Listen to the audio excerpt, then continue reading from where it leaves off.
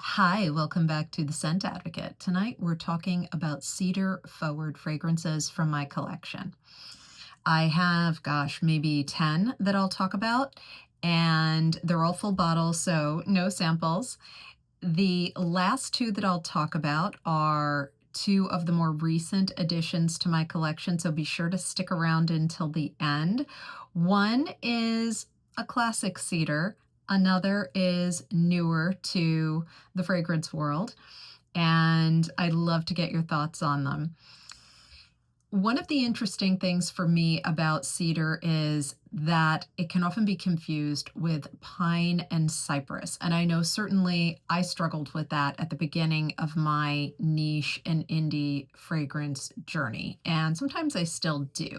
But for me, the pine is more sharp, not because of the needles. It's just the way the fragrance comes across is a little bit more punchy.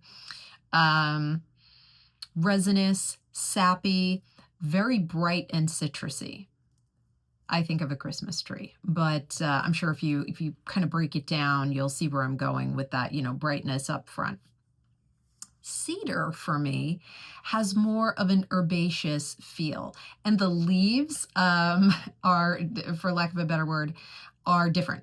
I believe the cones are as well. So all three are coniferous trees, right? They don't have flat deciduous tree leaves. So completely different from, say, an oak or something.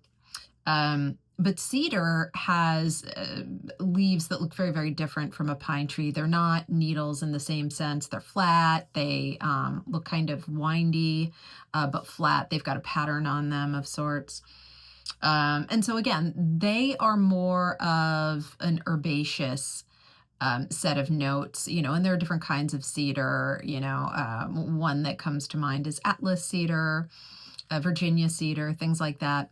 But those trees are very much about the wood as well. I don't know if that's the case as much in perfumery for pine, but certainly with cedar it is. And so the leaves are a factor, and certainly they do have a fragrance, but it's the wood, I think, that is the forward note in a lot of cedar fragrances. And the wood is kind of like a creamy. Very often you hear that description for sandalwood, and I'm not saying they smell the same. They don't at all. But that creamy, woody, there's a softness to it. I think you get a lot of that from cedar.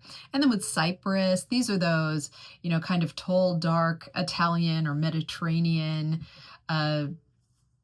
coniferous trees. And they've got something of a smoky, kind of peppery feel to them. And, maybe I will in a future video talk about cypress. There are lots of different kinds, but we're not talking about cypress tonight. We're focusing on cedar. So those are ways that I perceive the three different fragrance notes, just so you know as we go through them. Tonight's beverage is water. I've got a cup of coffee over there, but I finished it off. So I'm just doing water at this point. So let's jump right in. The first fragrance I want to talk about is a classic. Now, I didn't acquire this when it was all the rage, completely new. I like to wait until the hype settles down, but this is a classic. It's beautiful. It is Beau by Liis. There we go. So this fragrance is an EDP. It is 50 ml. It is a 2021 release, and it goes for about $175. The noses behind this are Alyssa Sullivan and Leslie Hendon.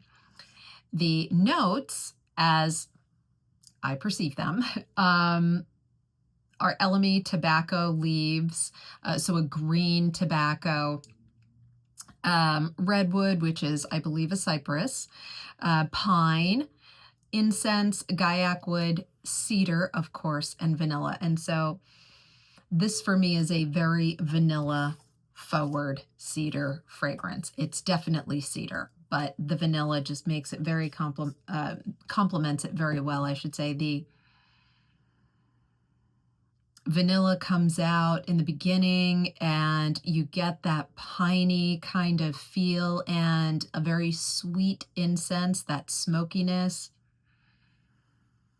And I guess it makes sense because, redwood being a cypress and it having that smoky accord, uh, perhaps that's where, the incense note kind of melds together really well with it, and it creates this beautiful experience of resinous wood in the beginning, and as it dries down, you get more of that beautiful cedar, that more herbaceous, less sharp, green, coniferous feel. Beautiful stuff. It's very bright for a cedar. Now, I'm not saying cedar as a note isn't bright to me. It is, but I find a lot of times, and I'm going to talk about this in the very next selection, a lot of times cedar fragrances I've experienced can come across as heavy and very full-bodied, more appropriate for colder months. This, I think, is all season. Have you tried this? If you have, let me know if you agree with that, all season. It's also unisex for sure, but I suppose given that it's a cedar-forward fragrance, a lot of folks will find it masculine leaning. Beautiful stuff. Beau by Liis. Moving on, we've got, where are you? Yes. Let's go for this one. Heavier, beautiful Haltane by Parfums de Marly. This is 125 ml. This one I wear in the cooler months. I'm not inclined to reach for this in the summer. This is a 2021 release. It is 125 ml. It's an EDP, and this goes for $460. Okay, this is masculine leaning, but I wear it. I love it. It's leather lavender, clary sage, bergamot, saffron, praline, oud cedar, of course, pink peppercorn, and patchouli. I think what jumps out at me the most is the cedar and bergamot. The oud is a Western oud. There's no funk here. Saffron, I know it's a note that is supposed to be in there, and if I struggle with saffron, so I always try to mention it, because when I talk about fragrances, I'm also trying to learn as I go along, and I'm trying to, in the back of my mind, find a common experience, a common olfactory experience. Whenever saffron is a note, I have a very hard time picking out saffron. So if anyone who is watching can give me a quintessential, kind of photorealistic saffron, a linear, I should say, saffron fragrance, please let me know in the comments. I will try it, one that you could say, this is saffron. This is mostly saffron, saffron forward. Smell this, you've smelled saffron. I would be most grateful, because I really do struggle with it. But it's supposed to be in here. The praline, yes, there's a sweetness, almost confectionery sweetness to it.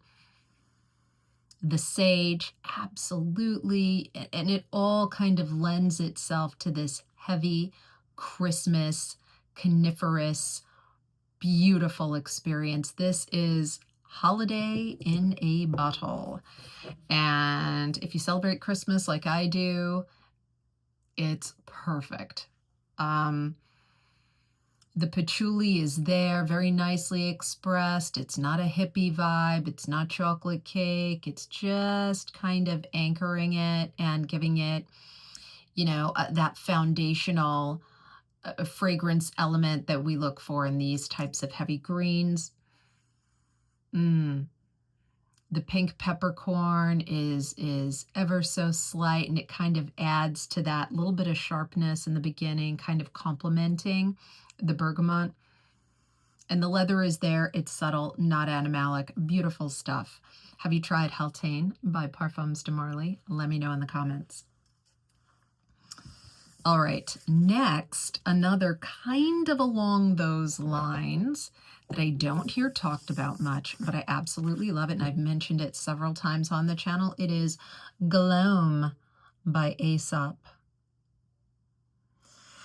This one is so nice. At first, I was disappointed because I thought I had a fragrance twin.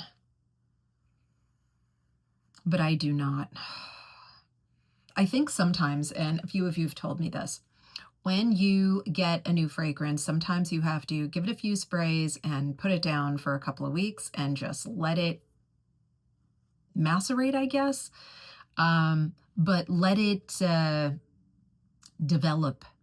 I suppose the idea is a little bit of air gets into the pressurized bottle and kind of wakes it up a bit, like when you aerate wine, which makes perfect sense to me in the wine context. Why couldn't it be true in the fragrance context? So, this is, to me, this is a very cedar forward experience, but it's also got, and this is me, I don't recall ever seeing this among listed notes anywhere for this fragrance. I get nuts, toasted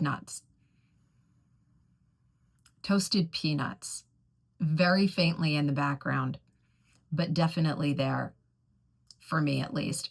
The nose behind this is Barnaby Fillon or Fillon. This is a 2023 release. It goes for about $200. It's an EDP, and I think it's 50 ml. Yes, it is.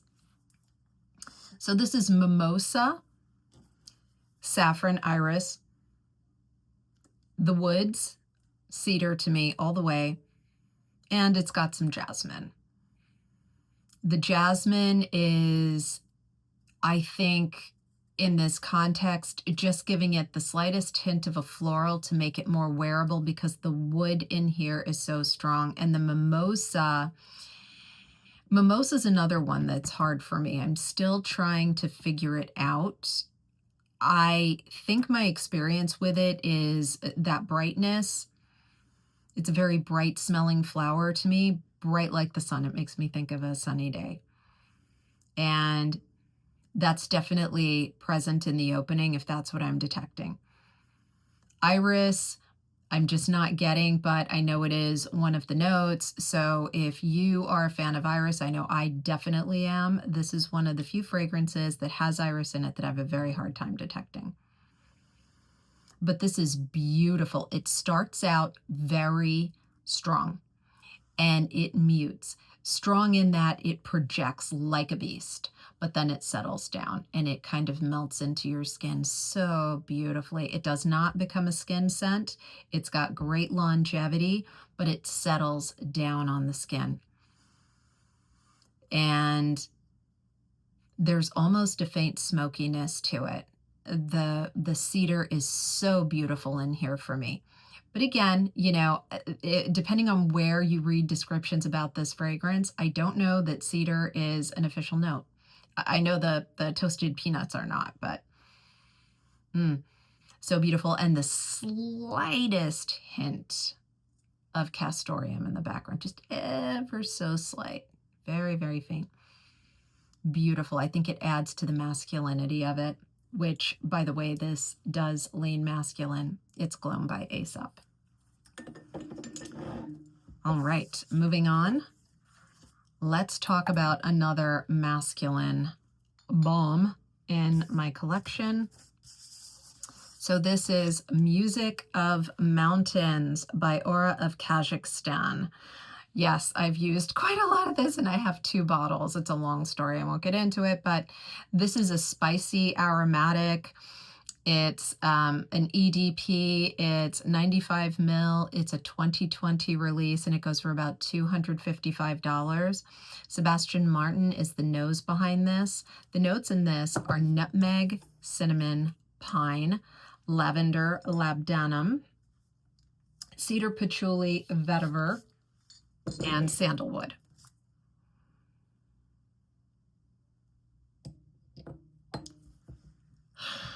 This is so complex, and it takes you, it transports you. For some reason, I really don't know why, I've always been fascinated by the part of Asia where Kazakhstan, Uzbekistan, Kyrgyzstan, where they're all situated.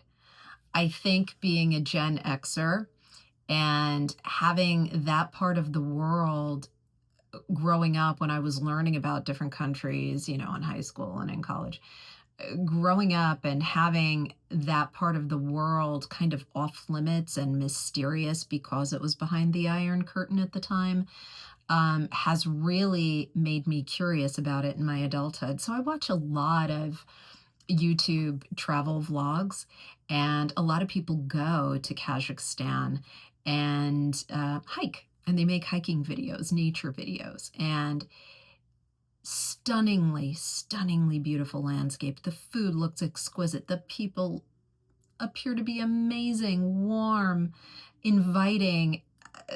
I would love to go. If any of you have been, please let me know in the comments. I know it's Kazakhstan, it's the south of France, it's Morocco. My list is growing. I'm afraid Kazakhstan is a staple on that list. So let me tell you about the smell. Why does this transport me to Kazakhstan? Well, because of the name of the fragrance, of course. But there is an alpine, cold, windy, you know, and having lived in Utah and having hiked up into the higher elevations many, many times in the 10 years I was there, there is a smell.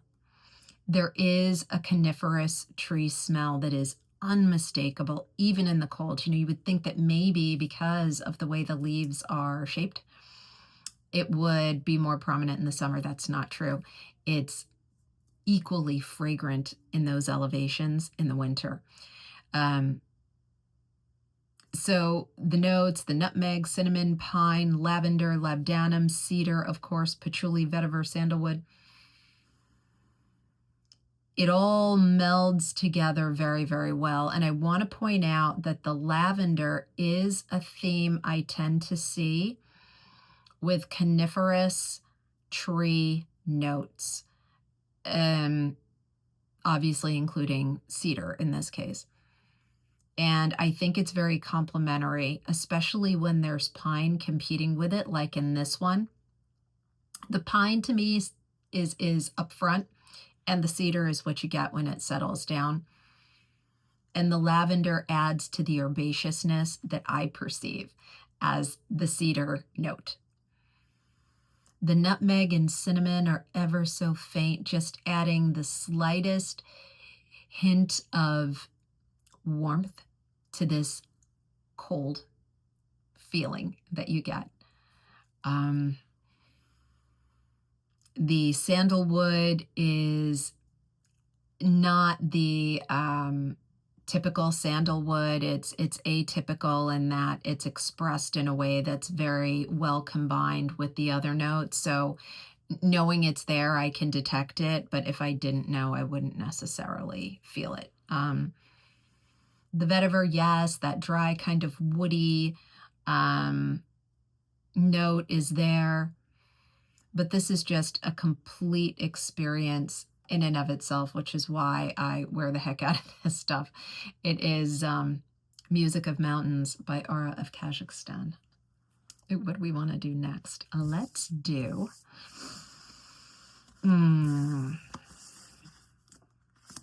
Estroverso by Nobile. 1942.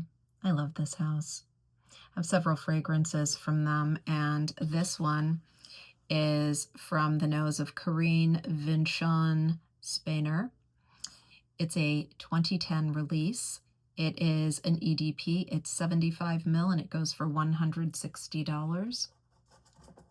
The notes in this are mandarin, lemon, orange, cedar, rosemary, artemisia, patchouli, vetiver, amber, and musk. So up front, you do get one heck of a citrus blast, and the beautiful rosemary just buttresses it and adds to the complexity, that herbal citrus opening, very bright, very outgoing. The amber, musk, in the dry down more, not in the early stages at all.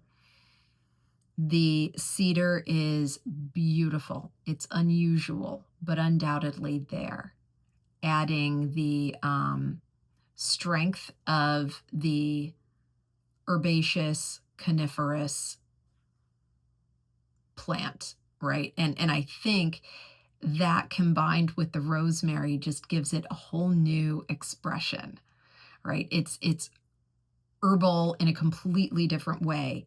And absent is the lavender here. And instead we get the rosemary to provide that support.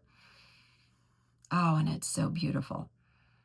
It settles into a very pretty, clean, wearable, easy reach. I wear this anytime, any day, any season. This is always a winner.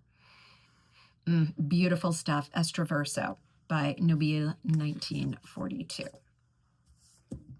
Next, I wasn't absolutely sure this would be a fragrance I wanted to talk about, but after considering it, I really am satisfied that it makes the list for today. And one of the things I love about it is that not everyone thinks of this fragrance when they think of cedar, but indeed, for me, cedar is a very prominent feature. It is Eucalyptus 20 by Labo. That's one of the things I love about Labo fragrances. They give you the impression they're going to be linear, and that is the farthest from the truth, at least in my experience. So this is a 50 mil. It's an EDP. It goes for $240, and it's a 2025 release. The notes in this are olibanum, cedar, of course, eucalyptus, balsam, thyme, hyssop, labdanum, and musk. This fragrance is earthy, powerful. You know, the eucalyptus, I gotta tell you, I also get a lot of amberette in this. The musk, for me, the expression of the musk is amberette. And the thyme is a dried thyme that has been in your spice cabinet a little too long. It's not punchy or too lemony or in your face. Very subtle. Okay, so the kind of eucalyptus I'm used to was years ago in the 80s when I was growing up. There was always, like, you know, home decor that like our moms would make, you know, crafting, and they usually involved some kind of, you know, like it looked like a big bow, but it was made out of dried eucalyptus, and there would be a ribbon tying it together, and so it would look like a bow, and it would like hang over a doorway or something like that. Or there would be a eucalyptus wreath somewhere, you know, and you do see these wreaths, I think, around still in kitchens, but they're usually like herbal wreaths, you know, made with dried herbs that you would actually cook with. But I don't think anyone cooks with eucalyptus. Let me know in the comments. I've never I'm not suggesting anyone eat eucalyptus, by the way. I just don't know if, uh, let me know. Like, I'm just now thinking about that. Anyway, this is very dry. It's not that eucalyptus. Okay. This is cedar, thyme, and that ambrette. The resins, very strong, complementing the cedar. Absolutely beautiful, outdoorsy. It's an easy reach. I am inclined to wear this in the cooler months, but it really could be worn at any time. It doesn't have regardless of the strength of the notes, it doesn't project in a way that is too much. So I would feel very comfortable lightly wearing this anyway, to work, something like that. It's attractive. I think it leans a little bit masculine. Yeah, I think this smells like a guy who's been outside, chopping some wood, pine, and he comes in and he's got that, well, I guess it wouldn't be pine, right? Again, technically it's cedar. I don't know who chops down a cedar tree. We have a bunch of pine in the yard, and Mark will go out and, chop down some wood for the fire. But, the idea that the man is outdoors. You could do it if you're a woman too.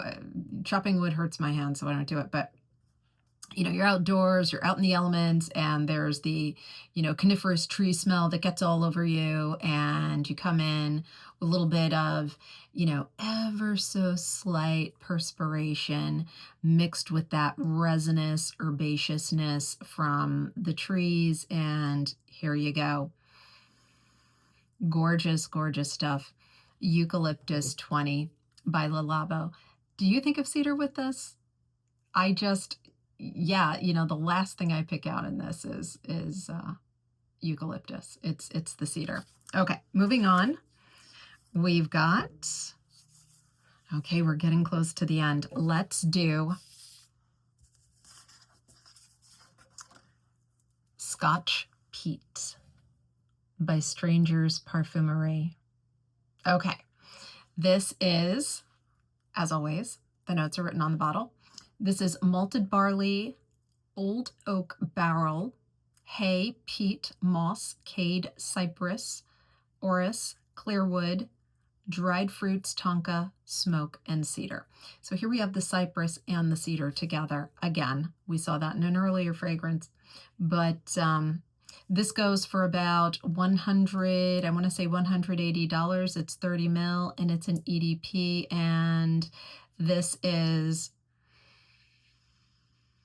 in my notes, I say it's the combination of animal and vegetable together. It's definitely got some animalic notes going on in there, even though they're not written on the bottle. For me, I'm getting, maybe it's the hay. I know sometimes hay can come across as slightly animalic, but there's an earthiness. It's not a full-on animalic for me, but there's an earthiness that leans in that direction a bit.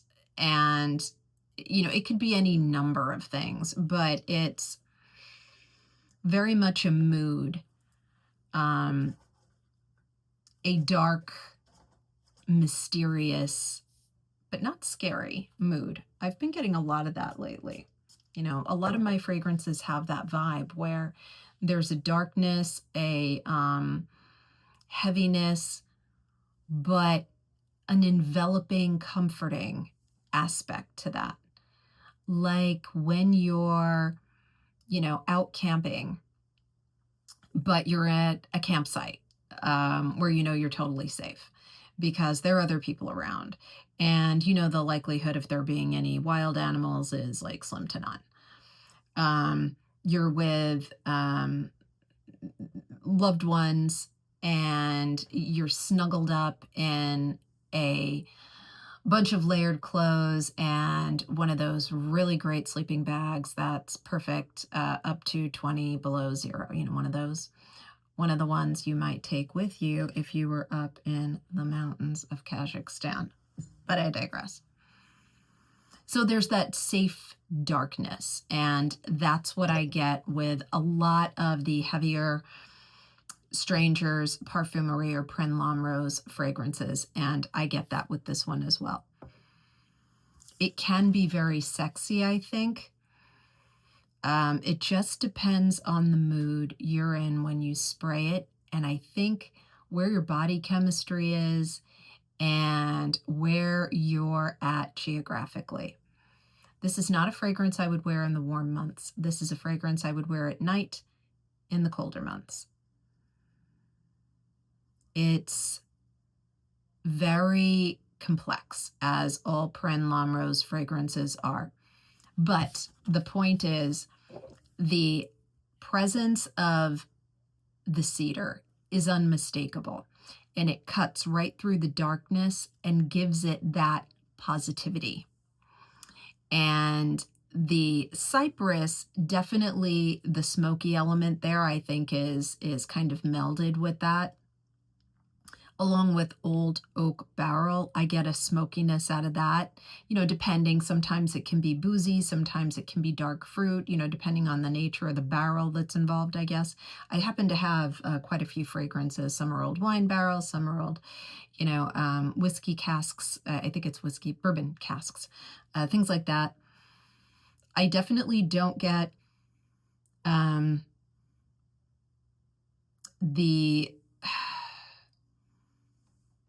the barley. Like for me, barley I associate with either a very like a cooked barley or a barley in alcohol. I'm not getting that here. Dried fruits, yes. Peat, that's the earthiness for sure. Fantastic. And the cedar, again, just giving it that beautiful lift, the strength of the wood, the resinous melting into the earthiness of that moss. Gorgeous, gorgeous stuff. It's a wonderful evening out with friends camping. Stunner. Scotch Peat by Strangers Perfumery. All right, now we are moving on to the last of the fragrances. Actually, I do have one more before I get to those last two. This is going a little long. I hope that's okay if you guys stay with me. All right, so the next one I want to talk about before I get to the last two that I've added is one of my earliest fragrance purchases, and it is Soul of the Forest by Maison Margiela.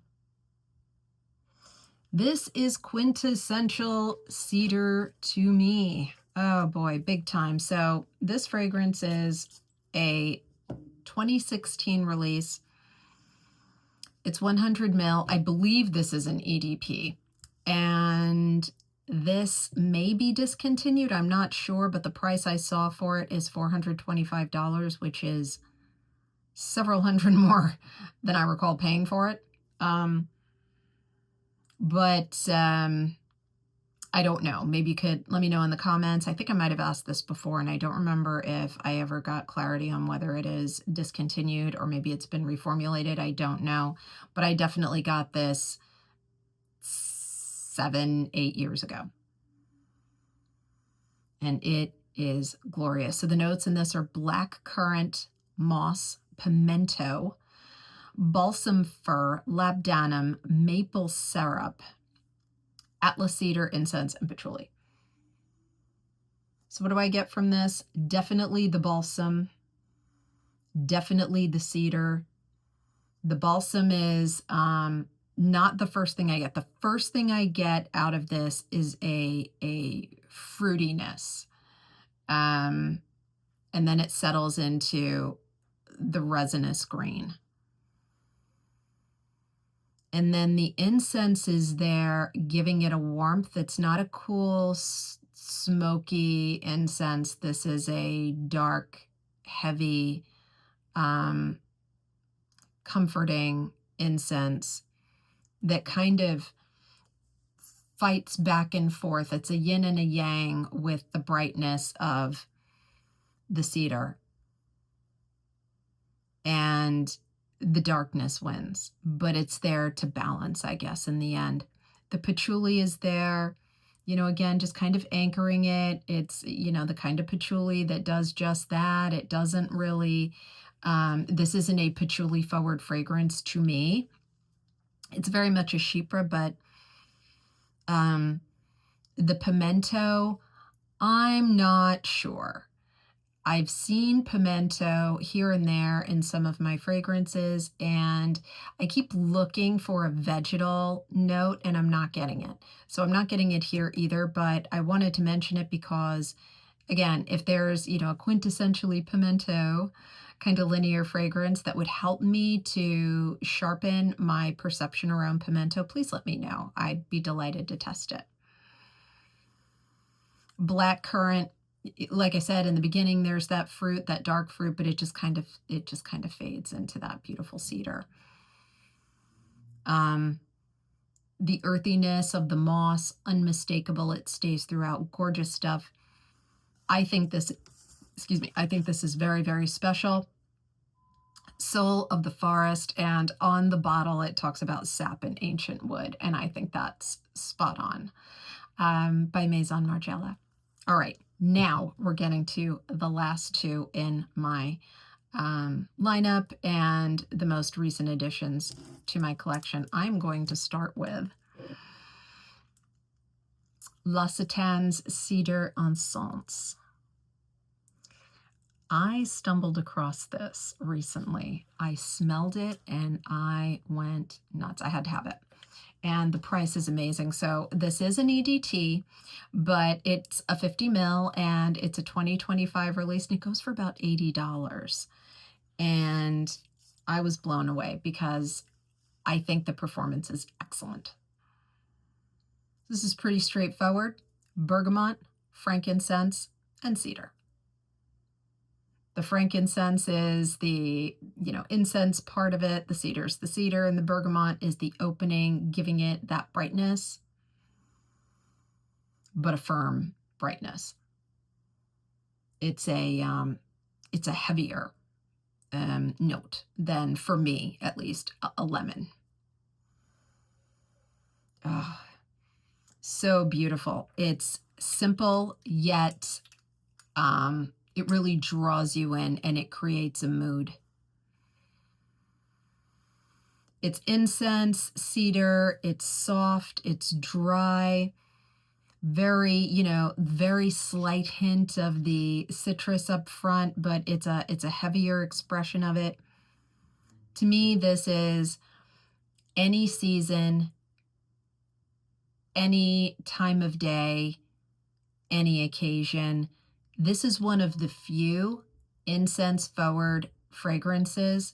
I mean, it's a combination. It's cedar and incense, right? But it's got an obvious incense note in it that you could wear any time of year. I would wear this in the summer. I do wear this in the summer. I've worn it since I got it like a few days ago. Really beautiful stuff. Have you tried it? L'Occitane has several new fragrances out, one of which is what is it? It's a floral. I was just talking about it, and I can't remember what it is. Don't go away. What is it? It's is it? Well, I'll think of it. In any event, mimosa. Yes. So I think they've got a mimosa fragrance out there, and I was intrigued by it. I almost bought it, but I wasn't sure. I'm still kind of trying to figure out mimosa, but definitely check out their fragrances. Very interesting stuff. And for EDTs, I find the performance to be excellent. Okay, last fragrance of the lineup. This, to me, is a classic that I acquired late, and I came to know it. I've heard it around, of course, but I came to know it because I've been dabbling a little bit in vintage fragrances. And the history behind this fragrance is Serge Lutens used to make fragrances, as I understand it. If I get this wrong, please correct me. But I believe he used to make fragrances for Shiseido. And he made this one. And then he went on to make his own fragrance house, create his own fragrance house. And this was one of the first, if not the first, that he released. And I hope I got that right. But again, keep me honest. I don't mean to mislead in any way, but that is the story as I understand it. This took masculine expressions of cedar and other notes, but cedar especially, and turned it feminine. And so this is Féminité du Bois by Serge Lutens. Now, I have been on the hunt for the Shiseido version of this fragrance. They're just very expensive, and I'm trying to figure out if there's that much of a difference between the vintage Shiseido version and this. And I don't think there is, but I'm still testing. Let me know if you've had experience comparing the two. I would love to hear. So this is an EDP. It is 50 mil. It's a 2009 release in the Serge Lutens house, or from the Serge Lutens house, and it goes for $220. This is exquisite, right? It is plum, Virginia cedar, cinnamon, peach, clove, ginger, violet, ylang ylang. I love ylang ylang. Rose, African orange flower, sandalwood, benzoin, musk, and vanilla. All of them. Yes, yes, yes. It is cedar forward big time. If you don't like cloves, that's okay. It's not to me. I would test this. And we've seen this in another couple of fragrances. The spices are there, but they're very complementary. It's all about the cedar. Very cozy, very much an occasion. There's a formality to it, and it is a masculine-leaning set of notes that works perfectly for women, and I love it. It's very, very chic, very sophisticated, very classic. And I don't mean classic in that it smells vintage. It's a classic worthy of respect. It will go down in history, as I believe it has, given its history, and will be appreciated for generations to come. Beautiful stuff. Serge Lutens, Féminité du Bois. All right, so I went a little long tonight. Let me know what you think of the lineup. Are you a fan of cedar? What didn't I include? And there are some, right? There are some that are definitely, more popular selections, but I wanted to put a few well-known kind of popular selections in there, but also give you something else to think about. And maybe introduce you to fragrances that have prominent cedar notes, but maybe they weren't front of mind when you thought of cedar. So if you enjoyed the video, please give me a thumbs up. If you aren't yet a subscriber, please consider subscribing, and I'll see you in the next one.